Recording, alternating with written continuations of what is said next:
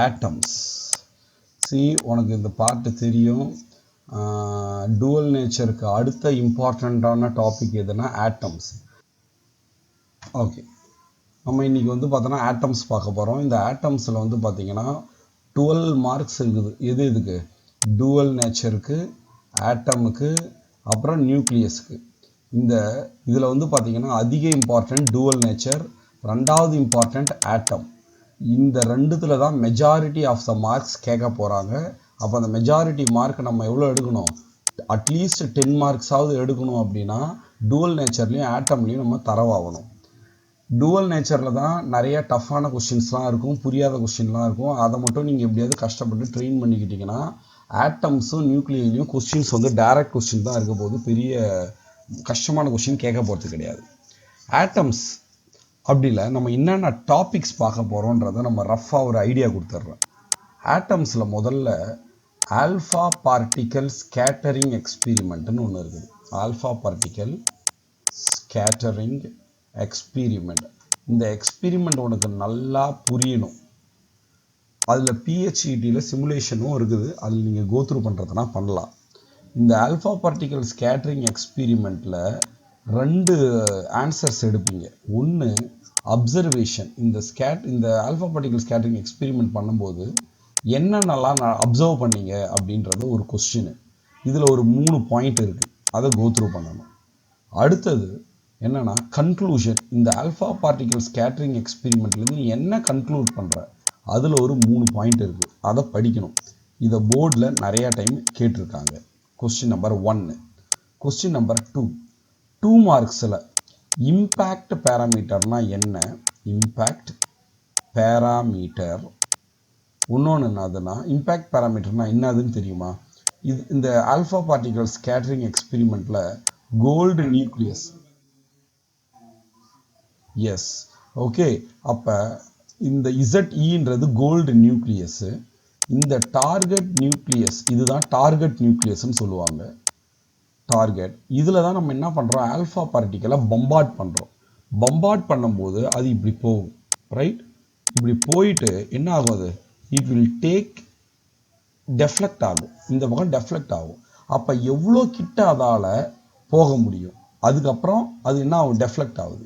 இந்த perpendicular distance between the velocity vector and the target nucleus, அதுதான் என்னது, impact parameter. அப்போ இம்பேக்ட் பேராமீட்டர் பெர்பெண்டிகுலர் டிஸ்டன்ஸ் வந்து alpha அந்த velocity vector and the target nucleus தான் impact parameter. Question number 3. Distance of the closest approach. Distance of the closest approach. இது என்னதுன்னா, இது எவ்வளோ கிட்ட அதிகபட்சம் போக முடியும், அதுதான் distance of the closest approach.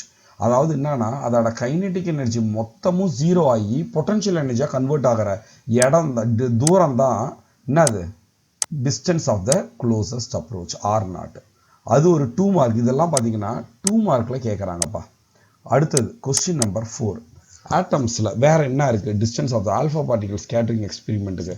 அடுத்தது ரூதர்ஃபோர்டோட பிளானட்டரி மாடல்னு ஒன்று சொன்னாங்கல்ல, அதுதானே ஆல்ஃபா பார்ட்டிகல் ஸ்கேட்டரிங் எக்ஸ்பெரிமெண்ட் கன்க்ளூஷனில் வந்தது. ரூதர்ஃபோர்ட் மாடல் கரெக்டுன்ற சொல்கிறதுக்கு தான் ரூதர்ஃபோர்ட் மாடல். இந்த ரூதர்ஃபோர்ட் மாடலோட ட்ராபேக்ஸ் என்னென்ன அப்படின்றத சொல்லணும்.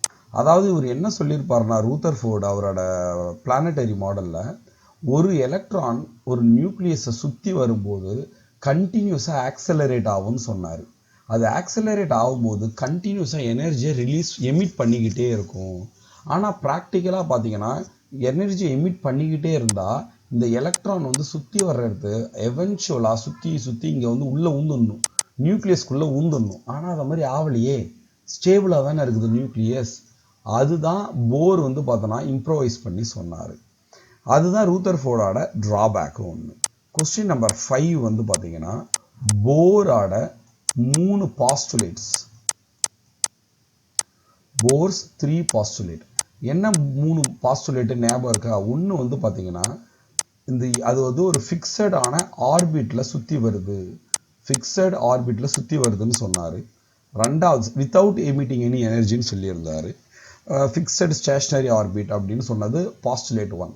Postulate 2 என்னதுன்னா angular momentum L is equal to nh by 2 pi quantizedன்னு சொல்லியிருப்பாரு. quantization மாதிரி quantized இது.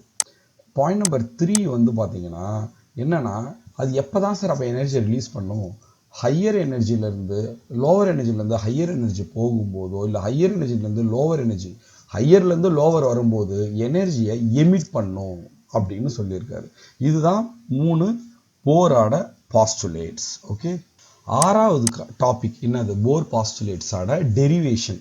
என்னென்ன டெரிவேஷன் நீங்கள் பார்க்கணும், Rn ஓட டெரிவேஷன், Vn ஓட derivation, velocity of the electron in nth orbit, radius of the shell அதாவது அந்த ஆர்பிட் இன் nth எல்லாத்துக்கும் பார்த்துக்கணும். அதுக்கப்புறம் என்ன இருக்குது, டைம் பீரியட் இருக்குது, எனர்ஜி இருக்குது. இது எல்லாத்தையும் ஒன்று கண்டுபிடிக்கணும். டைம் பீரியட் ஆர் ஃப்ரீக்வன்சி, இது எல்லாத்துக்கும் டெரிவேஷன் உனக்கு போட தெரியணும். Rnன்னா என்னதுன்னா இது ஒரு டெரிவேஷன் இருக்குது. இந்த radius of the nth orbit is இன்னது டைரக்ட்லி ப்ரொபோர்ஷனல் டு n ஸ்கொயரா. அப்படின்னா என்ன அர்த்தம்னா Rn is proportional to 0.5 equal to proportional எடுத்தனா equal to 0.53 angstrom into n square. அப்போ R2 எவ்வளோ அப்படின்னு பார்த்தோன்னா 0.53 இன்ட்டு 10⁻⁻10 இன்ட்டு 2 ஸ்கொயர் அப்படின்னு பார்க்கணும். R1ன்னா என்னது 0.53 இன்ட்டு 10⁻⁻10 இன்ட்டு 1 ஸ்கொயர்னு வரும். அப்போ இதை மாதிரி நீ எந்த ரேடியஸ் கேட்டாலும் உனக்கு சொல்ல தெரியணும் இந்த ஃபார்முலாவை வச்சு. Rn equal to 0.53 angstrom into n ஸ்கொயர்னு. அதே மாதிரி வெலாசிட்டிக்கு ஒரு ஃபார்முலா தெரியணும். அதாவது velocity is inversely proportional to n. அப்போ ஈக்குவல் டு போட்டால் என்ன வரும், Vn இஸ் ஈக்குவல் டு என்னதுப்பா c by 137 into 1 by n.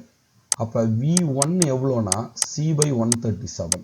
அப்போ V2 எவ்வளோனா c by 137 இன்ட்டு 1 by 2.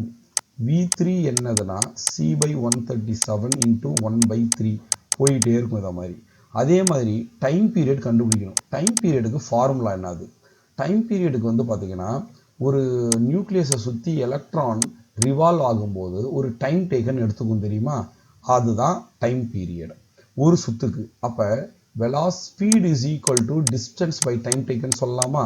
அப்போ டைம் டேக்கன் ஈக்குவல் டு என்னது டிஸ்டன்ஸ் பை ஸ்பீடுன்னு சொல்லலாம். அப்போ டைம் டேக்கன் டிஸ்டன்ஸ்ன்றது 2πr, ஒரு சுத்துக்கு 2πr பை வெலாசிட்டி என்னது Vn. இப்போ நீங்கள் Vnக்கு தெரியும், Rn தெரியும்ல, அதை ரெண்டுத்தையும் அப்ளை பண்ணிங்கன்னா டைம் தெரியும். அதை இன்வர்ஸ் பண்ணிங்கன்னா என்ன வரும், டைம் பீரியட் வரும். அடுத்தது எனர்ஜி, இதுதான் அதிகமாக ரிப்பீட் பண்ண கொஸ்டின். Rn, Vn அண்ட் Enக்கு ஃபார்முலா என்னதுன்னா டெரிவேஷன் பார்க்கணும். En equal to -13.6 by n square அப்படின்னு அர்த்தம். அப்போ En is inversely proportional to square of principal quantum number. இது வரைக்கும் உங்களுக்கு தெரியணும்பா. இதுதான் கொஸ்டின் நம்பர் 6ஆக பார்த்துக்கணும். இது ஹோல் டெரிவேஷன் ஒரு டெரிவேஷனாக கன்சிடர் பண்ணி இப்பயே முடிச்சிடுங்க இந்த டெரிவேஷனை, 6th டெரிவேஷன். இதில் இருந்தால் கொஸ்டின் இதை மாதிரி தான் கேட்குறாங்க. கொஸ்டின் நம்பர் 7 என்னதுன்னா ஹைட்ரஜன் ஸ்பெக்ட்ரம். முதல்ல அப்சார்ப்ஷன் ஸ்பெக்ட்ரம்னா, ஸ்பெக்ட்ரமில் 2 இருக்குது, அப்சார்ப்ஷன் அண்ட் எமிஷன் ஸ்பெக்ட்ரம்னா என்னன்னு கடகடகன்னு பாருங்கள். எமிஷன் ஸ்பெக்ட்ரம் இதில் என்ன கொஸ்டின் கேட்பாங்க அப்படின்னு கேட்டோன்னா அதாவது போர்ஸ் தேர்ட் பாஸ்டுலேட்ல இருந்து போர்ஸ் என்ன ஃபார்முலா டெரைவ் பண்ணணும், ரிட்பர்க்ஸ் ஃபார்முலாவை டெரைவ் பண்ணணும். இந்த ரிட்பர்க்ஸ் ஃபார்முலாவில் இருந்து நிறைய ப்ராப்ளம் போர்டில் கொஸ்டின் கேட்குறாங்க. வெரி சிம்பிளான ப்ராப்ளம், அதை நம்ம இப்போ பார்த்துருவோம். நம்ம இதை முடிச்சுட்டு கொஸ்டின் நம்பர் 9 என்னது, ரிட்பர்க்ஸ் ஃபார்முலாவோட அப்ளிகேஷன். அதுக்கப்புறம் சில ப்ராப்ளம் இது வரைக்கும் பார்த்தீங்கன்னாவே உங்களுக்கு என்னது ஆட்டம்ஸ் ஓவர் ஆகிடும். இப்போ நம்ம என்ன பண்ணுவோம்னா ப்ராப்ளமை ஒன்று ஒன்றா போடுவோம்ப்பா. நம்ம ஆட்டம்ஸில் என்னென்ன ப்ராப்ளம், இதெல்லாம் நம்மளுக்கு தெரியலன்றதை பார்ப்போம். ஃபஸ்ட்டு கொஸ்டின் பார்க்கலாமாப்பா, இஸ் இட் ஓகே? ஓகே, இப்போ இனிமேட்டு தான் நீங்கள் வந்து கடகடன்னு ப்ராப்ளத்தை ஏன் கூட ரிவைஸ் பண்ணிட்டு வந்துடணும். ஓகே, கொஸ்டின் நம்பர் 1, இந்த Rutherford model does not able to explain atomic structure ஏன்னு கேட்குறாங்க. இப்போ தான் சொன்னேன், எலக்ட்ரான் சுற்றி வரும்போது கண்டினியூஸாக ஆக்சலரேட் ஆகும்னு சொன்னார். அதனால் எனர்ஜி எமிட் ஆகிட்டு அது நியூக்ளியஸ்குள்ளே ஊந்துடணும், ஆனால் விழலை. அது காரணம் அது உண்மை கிடையாது. அதுதான் இந்த ஆன்சர் பாருங்க. Question number 1. ரெண்டாவது, using Rutherford model derive the expression for total energy. என்னோட ஃபார்முலா என்னன்னு கேட்குறாங்க. ஆனால் En கிடையாது, ரூதர்ஃபோர்ட் மாடல் ஆஃப் ஆட்டம் வச்சு எக்ஸ்பிளைன் பண்ண சொல்கிறாங்க. Total energy of the electron in hydrogen atom. What is the significance of total negative energy possessed by the electron இருக்குது. இதுக்கான டெரிவேஷன் பாருங்கள். சென்ட்ரிபிட்டல் ஃபோர்ஸு, இப்போ ஒரு பாடி வந்து பார்த்தோன்னா சர்க்குலர் மோஷனில் சுற்றி வருதுன்னா அதுக்கு ஒரே ஒரு காரணம் தான் இருக்க முடியும். என்னென்னா ரெண்டு ஃபோர்ஸு ஆக்ட் ஆகுது. Centripetal force, centrifugal force. இந்த சென்ட்ரிபெட்டல் ஃபோர்ஸுக்கு ஆப்போசிட் ஃபோர்ஸ் தான் சென்ட்ரிஃபியூகல். அது யார் ப்ரொவைட் பண்ணுறான்னா எலக்ட்ரோஸ்டாட்டிக் ஃபோர்ஸு.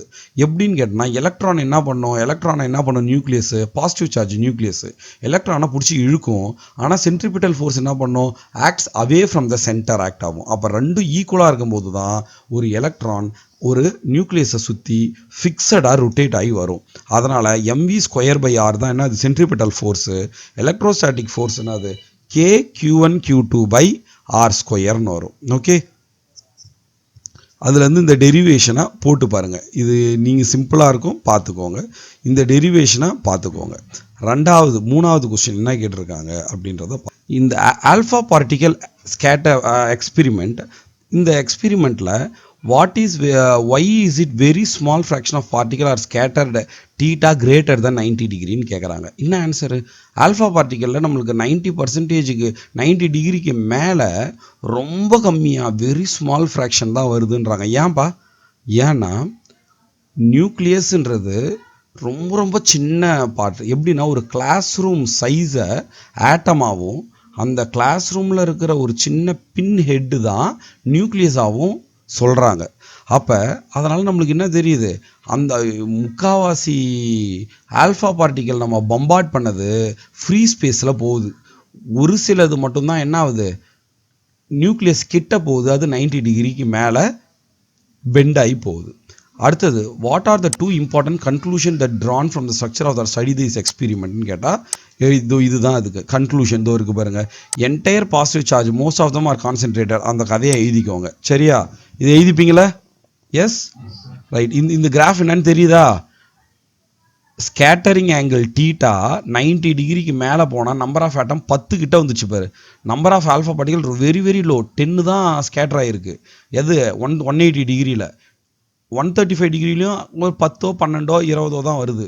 90 டிகிரிலையும் ரொம்ப கம்மியாக வருது. 45 டிகிரிக்குள்ளே நிறையா இருக்குது. எத்தனை, 10⁸ ஒரு கோடிக்கு மேலே. 6 0 போட்டாவே வருது, பார்த்துக்கோங்க. 1 கோடி. அப்போ இப்போ 10⁸ வரைக்கும் வருது.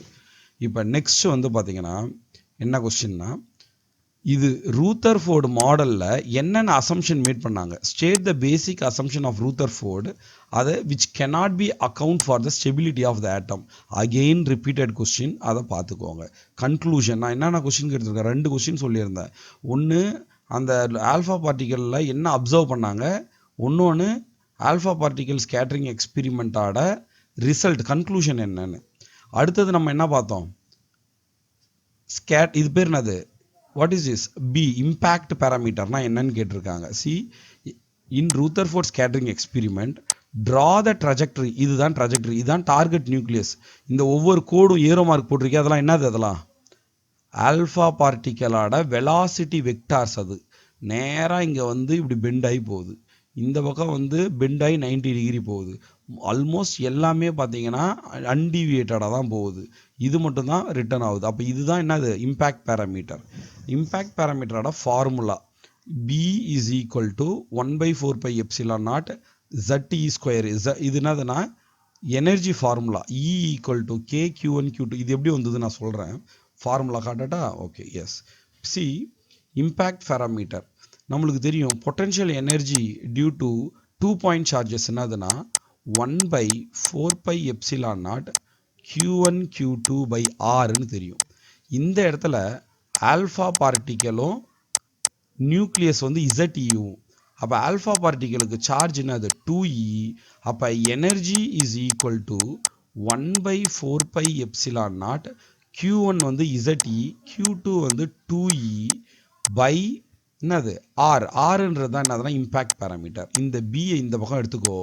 B ஈக்குவல் டு 1/4πε0 ZE ஸ்கொயர்னு வரும். ரைட், இந்த ZE ஸ்கொயர் இன்டூ இந்த காட் θ/2, இது வந்து இந்த ஸ்கேட்டரிங் ஆங்கிள் தீட்டான்னு சொல்கிறாங்களே, இந்த தீட்டாவை மட்டும் நீங்கள் புதுசாக ஆட் பண்ணிக்கணும். காட் θ/2 இதை மட்டும் ஞாபகம் வச்சுக்கோங்க. இதுதான் என்னது இம்பேக்ட் பேராமீட்டர்னு கேட்டாங்கன்னா இதை எழுதிக்க வேண்டியதான் நீங்கள். சரியா? இப்போ நெக்ஸ்ட்டு அட்டாமிக் ஸ்பெக்ட்ரம் போக வேண்டியதுதான். அட்டாமிக் ஸ்பெக்ட்ரமில் நம்மளுக்கு ரிட்பர்க்ஸ் ஃபார்முலான்னு ஒன்று சொன்னேன், ஞாபகம் இருக்கா? ரிட்பர்க்ஸ் ஃபார்முலா என்னது? இதுதான் ரிட்பர்க்ஸ் ஃபார்முலா. 1/λ ஈக்குவல் டு ஆர். லாம்டான்றது என்னது? Wavelength. ஆர்ன்றது என்னது? Rydberg's constant. எவ்வளோ? 1.09 × 10⁻7 into 1/n final square minus 1/n initial square. இப்போ நான் இந்த ஒரு ப்ராப்ளம் நான் உங்களுக்கு போட்டு காட்டுறேன். இந்த ப்ராப்ளம்லாம் ஈஸியாக தான் இருக்கும். சரி, ரெண்டாவது ப்ராப்ளம் நான் போடுறேன், 8th ப்ராப்ளம் நான் போடுறேன், கவனிச்சுக்கோங்க. The second member of Lyman series in hydrogen spectrum has wavelength of 5400. அப்படின்னா என்னது? செகண்ட் மெம்பர்னா என்னதுப்பா? லைமன் சீரிஸ் உங்களுக்கு என்ன ஞாபகம் இருக்கா? ரெண்டாவது இதோ பாருங்க டயக்ராமில், இதுதான் லைமன் சீரிஸ். நான் உங்கள் டயக்ராமில் அழகாக கொடுத்துருக்காங்க. Where is that? எஸ், இதுதான் லைமன் சீரிஸ். லைமன் சீரிஸ்னால் n = 1க்கு டைரெக்டாக வரணும். இதில் அவன் என்ன சொல்லியிருந்தான்? செகண்ட் மெம்பர் தானே கேட்டிருந்தான். எது ஃபர்ஸ்ட் மெம்பர்? இந்த லாங்கஸ்ட் வேவ் லென்த் தான் ஃபர்ஸ்ட் மெம்பர். பெரிய லைன் இருக்கிறது ஷார்ட்டஸ்ட் வேவ் லென்த், சின்ன லைன் இருக்கிறது லாங்கஸ்ட் வேவ் லென்த். அப்போ இதுதான் ஃபர்ஸ்ட் மெம்பர். செகண்ட் மெம்பர்னா என்னது? இதுதான் செகண்ட் மெம்பர். செகண்ட் மெம்பரில் n = 3, n = 1. n initial ni வந்து 3, nf வந்து 1. பார்ப்போமா? ரைட், கொஸ்டின் நம்பர் 8 தானே பார்த்தோம். Okay, we will go to 8.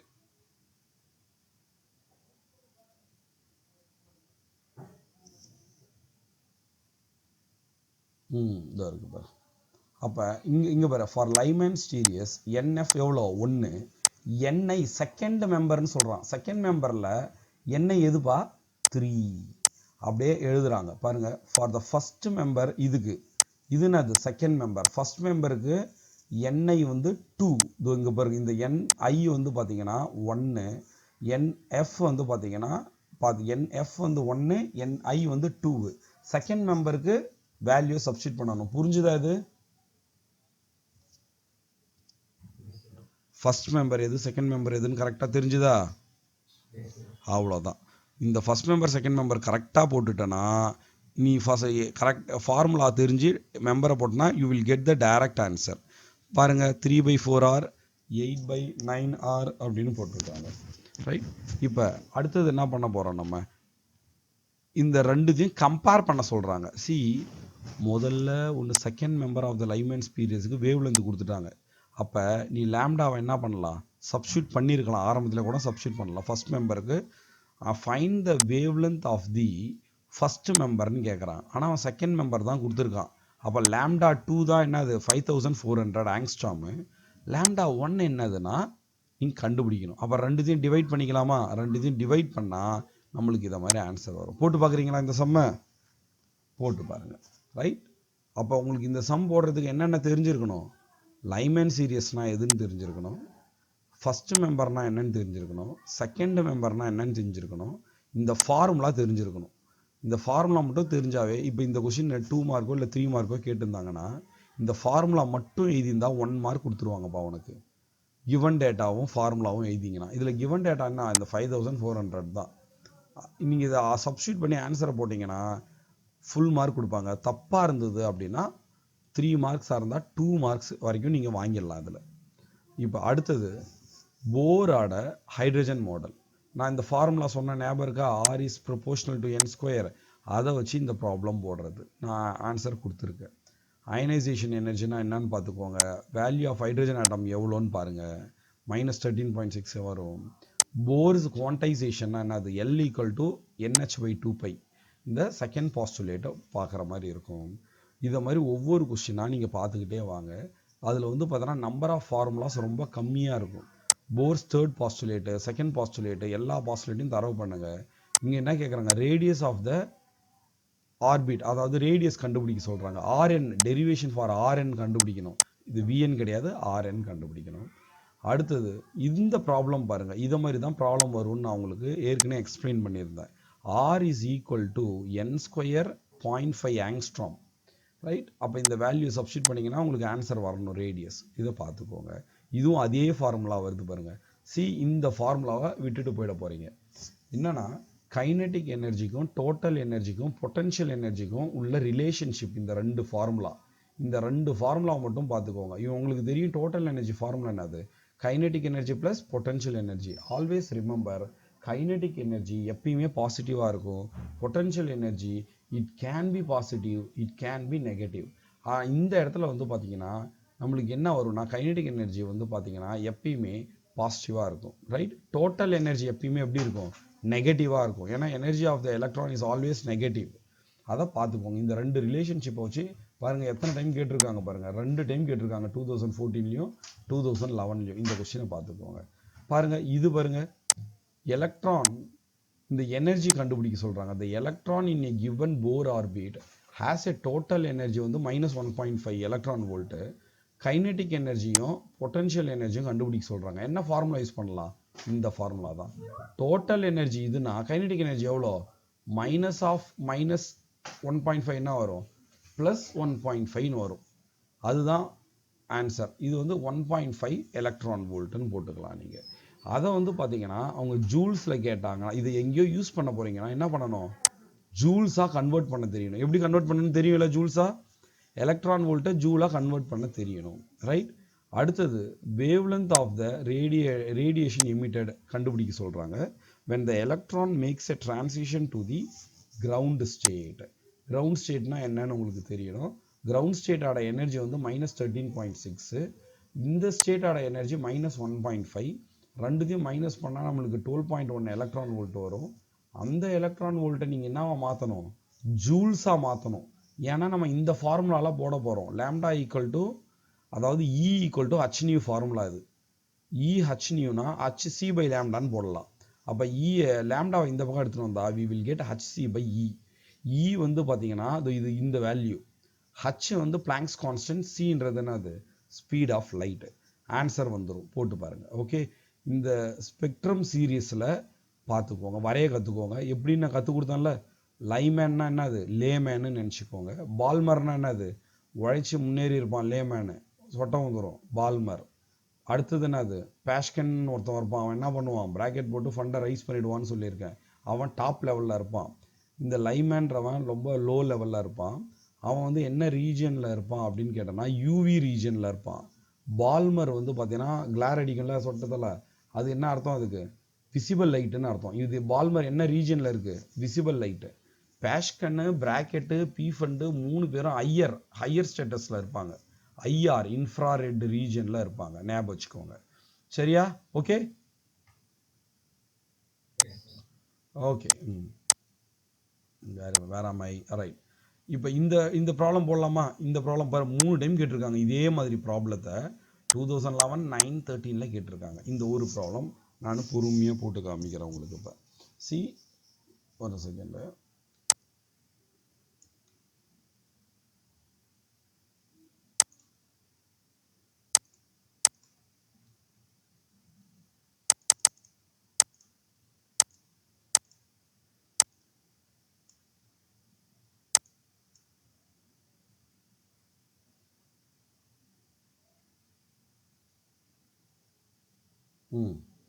Right, in the problem போடலாம். The energy level of hypothetical atom are shown below. Which of the shown transition will result in the emission of photon of wavelength 275 nanometer? அந்த graph வேணுமா நம்மளுக்கு? Okay, graph. Okay, இந்த graph copy பண்ண முடியாதா? Okay, இந்த graph பார்த்துட்டிங்களா எப்படி இருக்குது? சரி, நான் இதுலேயே எக்ஸ்பிளைன் பண்ணிடுறேன். இந்த கிராஃப் வந்து பார்த்தீங்கன்னா ஏன்ற டிரான்ஸ்மிஷன், இப்போ இதில் ஒரு எனர்ஜி வரும் ஹச் நியூன்னு, பின்றதில் ஒரு ஹச் நியூன்னு ஒரு எனர்ஜி வரும், சின்றது ஹச் நியூன்னு ஒரு எனர்ஜி ரிலீஸ் ஆகும், டின்றதில் எனர்ஜி ரிலீஸ் ஆகும். எப்படி ரிலீஸ் ஆகும்? இந்த எனர்ஜிலேருந்து இந்த எனர்ஜிக்கு வரும்போது எனர்ஜி ரிலீஸ் ஆகும்னு வச்சுக்கோங்க. ஹச் நியூக்கு ஃபார்முலா என்னது? E equal to HC by லேம்டான்னு போடலாம். ஹச்சோட வேல்யூ பிளாங்க்ஸ் கான்ஸ்டன்ட், சியோட வேல்யூ 3 × 10⁸. வேவ் லென்த் எவ்வளோ? நம்மளுக்கு 275 வரும். அது எந்த இது மட்டும் தான் கண்டுபிடிக்கணும் நீங்கள். நான் 275 நேனோமீட்டரை சப்ஸ்டியூட் பண்ணால் எனக்கு எவ்வளோ வருதுன்னா 7.2 × 10⁻⁻19 ஜூல்ஸ் வரும். ஆனால் இங்கே என்ன எனர்ஜி கொடுத்துருக்காங்க, எலக்ட்ரான் வோல்ட். அப்போ என்ன பண்ணணும், we have to convert it into electron volt. அப்போ என்ன பண்ணணும், divide by 1.6 × 10⁻⁻19 போட்டால் we will get 4.5 electron volt. 4.5 electron volt எதுன்னு பார்க்கணும். the transition shown by the arrow B எப்படின்னு கேட்டனா, நீ மாட்டுன்னு 4.5 இங்கே இருக்குது, இதுவா, ஆஹா அது கிடையாது, நீ மைனஸ் பண்ணணும். இந்த -4.5 இதையும் 0 எலக்ட்ரான் வோல்ட் மைனஸ் பண்ணால் உனக்கு என்ன வரும், 4.5 வருதுல்ல. அப்போ இந்த டிரான்சிஷன் பி தான். டிரான்சிஷன் ஏல மைனஸ் பண்ணிங்கன்னா 2 எலக்ட்ரான் வோல்ட் வரும். டிரான்சிஷன் சியை மைனஸ் பண்ணிங்கன்னா என்ன வரும், 4.5 - 2 என்ன வரும் உங்களுக்கு, 2.5 வரும். 10 - 2 போட்டால் 8 வரும். அப்போ எதுவுமே வரல, இந்த ஒரு டிரான்சிஷன் மட்டும் தான் என்ன வருது, 4.5 எலக்ட்ரான் வோல்ட் வருது. அப்போ the right answer is 4.5, B தான் டிரான்ஸ்மிஷன். ஓகேவா? அதே மாதிரி தான் இதுவும். நான் சொன்னது புரிஞ்சுதில்ல, இதே மாதிரி போட்டுருவீங்களா நீங்கள்? ஓகே, இதுவும் அதே மாதிரி டயக்ராம் எத்தனை டைம் ரிப்பீட் ஆகுது பாருங்க, கண்டுபிடிங்க இந்த ப்ராப்ளத்தை.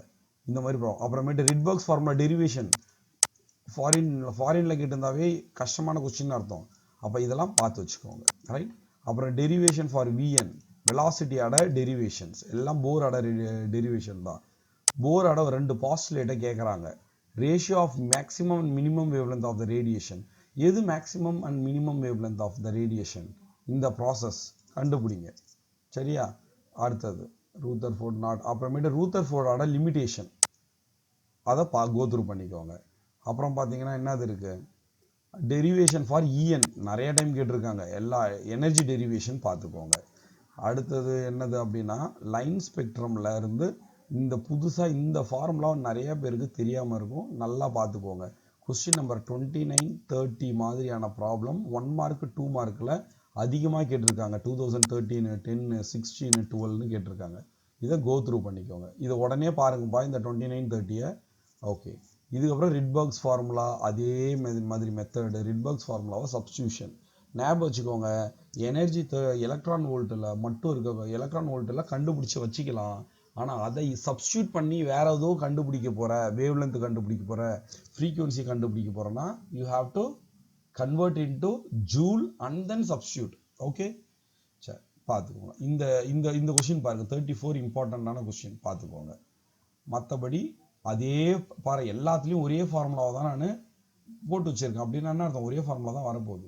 நான் டி ப்ரோக்லி ஃபார்முலா சொல்லி கொடுத்தேன்ல, ஒரே லைனில் எப்படி போடுறதுன்னு அதை பார்த்துக்கோங்க. லேம்டா இதை பார்த்துக்கோங்க, இது ஒரு ஃபார்முலா, ரைட்?